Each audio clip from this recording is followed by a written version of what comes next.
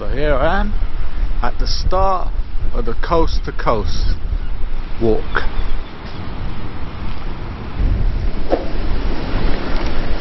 Monday morning, tradition dictates that I pick up a pebble from here and take it across on my walk. So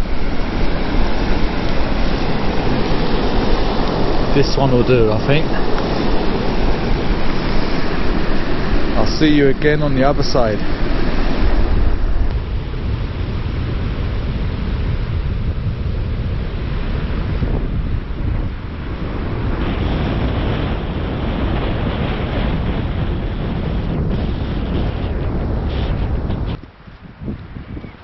Out in the distance is our first landmark, lighthouse up there. That's where we turn inland. The coast to coast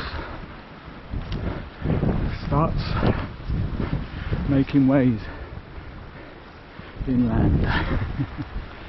Oh, sorry if I'm rambling a bit, but driven up overnight from London, got a lift, arrived there about 9:30. The weather doesn't look too good as we were driving up. It was really foggy and misty and rainy, but luckily it stopped a bit. It was good to be taken in the sea air after all those months of lockdown, stuck in London. This is the week after the lockdown's been lifted, so you can leave your house and stay overnight. So it's game on for long distance trails, and here I am seeing what I'm going to find on this way. As usual, I don't plan anything apart from what's in my rucksack, how to get here. I take everything as it comes. I'm not one for I have to walk so many miles each day, I have to be here on this day, I have to be there on that day. Nah, that's not for me. I'm an adventure.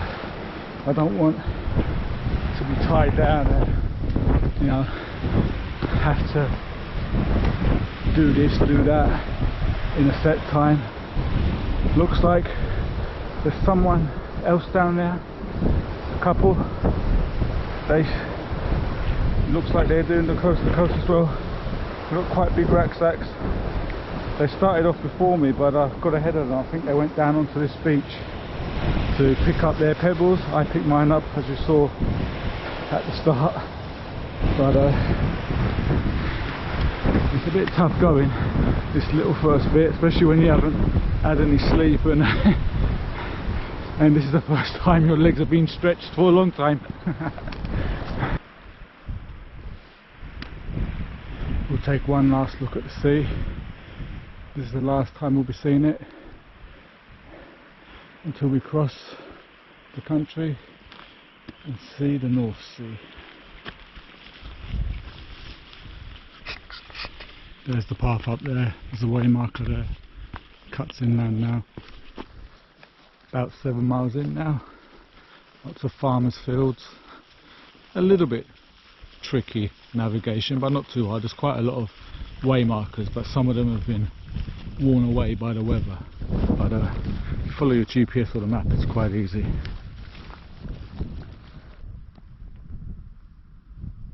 Quite tricky this little section, but I must be on the right path.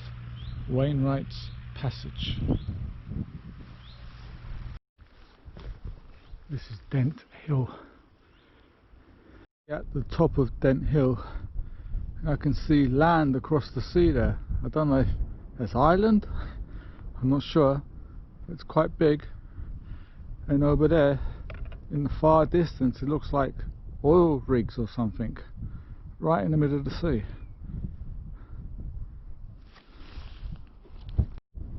The summit of Dent Hill, 352 meters above sea level. I'll tell you something, 30 hours now, no sleep. I felt every one of those 352 meters coming up here. You can see the sea again over there.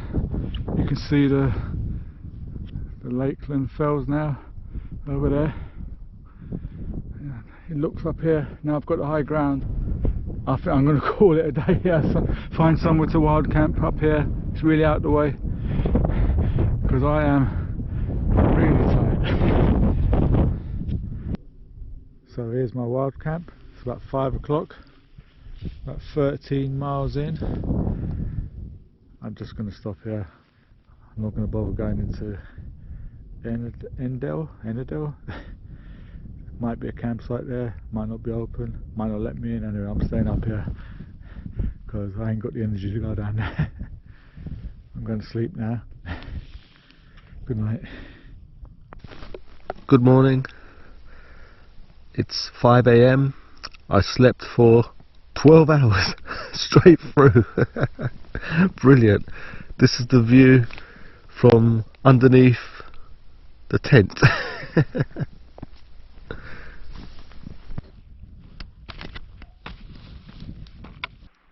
Listen to that water. I need water. Didn't have any last night in camp, so this is needed. Little advice, if anyone's thinking of doing this, you need to navigate. I know it's the Wainwrights coast to coast and there are a few waymarks, but there's not a lot. You need to be following your map, GPS track, because just like this bit here, I just come down off that hilly bit there and there's about 4 tracks at the bottom here. There's no one track telling you where to go, no sign telling you where to go, so you have to navigate. Pack off, Sawyer out, cup of coffee, water, breakfast, all happening here.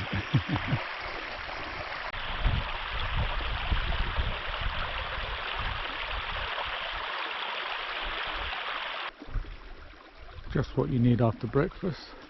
Nice little hill to climb. Thank you, Mr. Wainwright. I was wrong. Coast to coast, as that little way marker over there points, that way. Apparently, that was flat fell. They must be having a laugh. In and out of Ennerdale, it's all road walking, all the way up to Ennerdale Water. There are some paths on the side of the road, but after this long hibernation they're all overgrown. Wouldn't go down there. At Ennerdale Water, already 2 locals have told me not to take the path on this side, you take the other path. They both go to the same place, a bit further in the middle of the water. They reckon that one up there is too rocky, not advisable with a big pack. I don't know, shall I take their advice? Yeah, I'm going to take their advice because they're really nice. Like, all the locals I've met so far have been brilliant.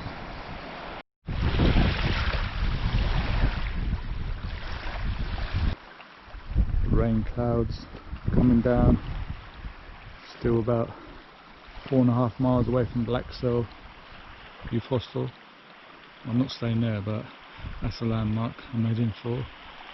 Another water break. I've had an equipment failure, Sawyer squeeze. I've had it about, how long have I had it? Since the Cape Wrath Trail. So it's about 2 years. Gave up this morning, so I'm switching to my tablets. But anyway, I've been walking in Britain's mountains since about 1995, and first 10-15 years I never used to. I just used to drink from the streams, drink through the waterfalls, drink through everywhere that looked, you know, anywhere that was fast running water. Nothing, yeah, no tablets, no Sawyers, they weren't around then, and nothing ever happened to me. So I'm beginning to think that's a waste of time. Maybe I'll just carry tablets from now on. Yeah. Anyway, I'm not buying another Sawyer again. I looked after it, back flushed it. It just, I don't know what happened to it. I even had like a little cover for it to stop it freezing. But anyway, chucked in the bin down there at the car park.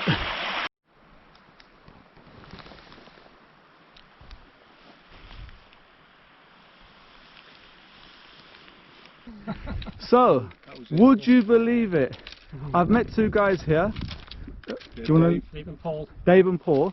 They recognise me off YouTube. I can't believe it. This is the first time this ever happened. I couldn't think of the name. I'll tell you why I couldn't think of the name, because I didn't get much sleep last night. Because I've done. Who did I? No, yes. Last night I slept 12 hours from 5 o'clock to 5 AM on Dent Hill. Yeah, because we were up at 5 the day before then. Dent Hill. I mean, it's my first night in the tent before the coast to coast. I didn't get any sleep. Piped up, I think. What, first time ever in a tent or first? No, we've done loads of wild camping and stuff like that. You know, we're from Lincoln, so we mainly do it at the peaks, wild camping and stuff. Okay. But We were postponed from it. yeah, because we know what's his name, that guy, Massiner is from the peaks. Because we watch. Oh, I don't subscribe to him. All right. I don't follow any kind of big YouTubers. I only follow little guys like myself, kind of thing. But Hazy, he makes me laugh actually. Because I think you get a good YouTuber that makes you laugh, don't they? So Oh, Hayes Outdoors. Yeah, I was watching his one. He's a cracker. Yeah, I mean, coast to coast ones. The last year we've studied them like mad. Yeah. You know what I mean? But It's nice to see the places we've saw on YouTube all the time. oh yeah. But I remember your Cape Bluff one, and I thought, God, that is. Oh, what's that waterfall? The waterfall. Glomac. The Glomac. Yeah. Called the Glomac. Because there's a guy, Hounds of. I know him. Yeah, and he did a good video of that actually. Yeah. He showed it really well, you know, the scope of it and the scale of it, and I just thought, God, that is hardcore. There's a guy called something Underground. He's done one on Cape Prath. Yeah. Something underground. If you look for it, it's really one of the best. In fact, that's the best video on the Cape Prath Trail I've seen. Foundation. Oh, that's brilliant. It's only 600 quid so far, haven't we, mate? Oh, that's brilliant. But, you know, it's, I mean, have you got a Just Giving page or anything like that, or if you want to say it on if I know there's maybe not a lot of people see it. Just to Dave and Paul, Dave Hall and Paul Flanagan at Just Giving. You know, you can contribute to our site if you want. You know, because it's obviously for the British Heart Foundation. Oh, that's great. You know, and it's a well-worthy cause because, believe it or not, heart disease and heart attacks are the major one killer in this country. Oh yeah. People don't realise that. You know, it's just something close to our hearts, really. Oh, that's a great cause. That's a great cause. So, over there is Black Cell Youth Hostel. I think it's closed now, but there's someone in there, so it's no good to camp outside there. I don't think they allow it, or it's not good protocol. So walk a bit further here by the river, so there's no problem about having water tonight. Also, guys I met earlier are wild camping over there, another 3 guys over there, so it's like tent city here tonight. We'll see if anyone else comes along. The weather doesn't look too good. There's black clouds rolling in, but no problem. Got loads of food, loads of water. Brilliant times. Good night.